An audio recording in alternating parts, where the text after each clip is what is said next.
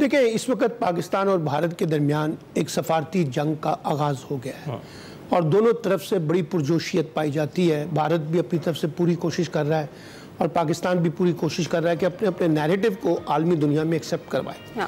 اچھا، اب پاکستان کے پاس ایک ایڈوانٹیج ہے جو بھارت کے مقابلے میں زیادہ افیکٹو ہے، وہ یہ کہ پاکستان نے ایک نفسیاتی برتری جو ہے نا ہندوستان پر حاصل کی ہوئی ہے اور عالمی دنیا نے بھی پاکستان کے موقف کو سراہا اور بھارتی موقف کو تسلیم کرنے سے انکار کر دیا تھا پہلگام واقعے کے بعد. اور جس طرح سے بھارت ایکسپیکٹ کر رہا تھا کہ سفارتی دنیا میں ہمیں سپورٹ ملے گی، وہ نہیں ملی. تو اس لیے پاکستان کے پاس اس وقت ایج ہے.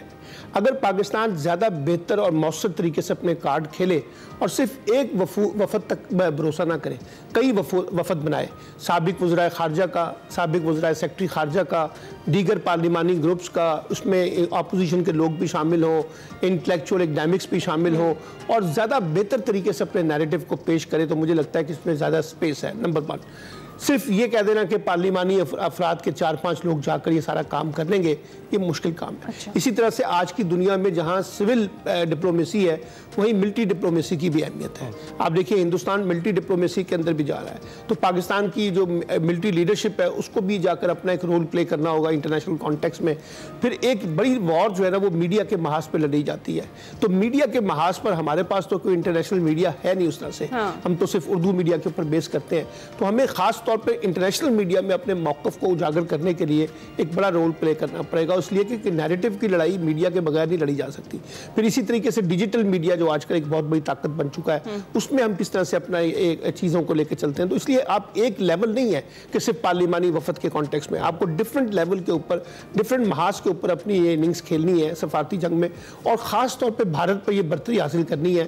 اور یہ جو ہم کہتے رہے ہیں نا کہ ہمارے پاس شواہد ہیں ہندوستان بلوچستان میں اور ٹی ٹی پی کے کانٹیکس میں، تو اب یہ موقع آ گیا ہے کہ ہم انٹرنیشنل دنیا کو ریلائز کرائیں. اور خاص طور پہ جس طرح سے کشمیر کا ایشو ہائی لائٹ ہوا ہے، کشمیر کے ایشو کے اوپر ہمیں ایک ایفیکٹو رول پلے کرنا ہے، کیونکہ انڈیا اس وقت سب سے زیادہ ناراض ہے ڈونلڈ ٹرمپ سے کہ اس نے کشمیر کا ایشو کیوں اٹھایا، کیوں ثالثی کی پیشکش کی. اور ہمیں جو ایک ایج ملا ہے، یعنی انٹرنیشنل دنیا یہ کہہ رہی ہے کہ پاکستان اور بھارت کے درمیان اگر تعلقات کو مؤثر بنانا ہے تو یہ کشمیر کے مسئلے کے حل کے بغیر نہیں ہو سکے گا. تو یہ جو ایڈوانٹیج پاکستان کو ملا ہے، اس سے اگر ہم فائدہ اٹھا لیں تو مجھے لگتا ہے کہ ہم ایک سپیس کریٹ کرنے کی پوزیشن میں آ جائیں گے ڈپلومیٹک محاذ کے اوپر، اور یہی بھارت کے اوپر ہماری ایک برتری کا پہلو ہو. تو سلمان صاحب واقعی ٹھیک کہہ رہے ہیں کہ اس وقت کمپلیسن نہیں ہونا چاہیے بلکہ اس کو یوٹیلائز کرنا چاہیے اور جتنا کر سکے. تو سفارتی محاذ ہی اس کے لیے بہترین ہے، کیونکہ اب تو نہ صرف بھارت پہ باہر سے پریشر ہے بلکہ اندر سے بھی. راہل گاندھی بھی جو ہے وہ کہتے سنائی دے رہے ہیں کہ ٹرمپ کی کال آئی، انہوں نے کہا کہ نریندر سرنڈر.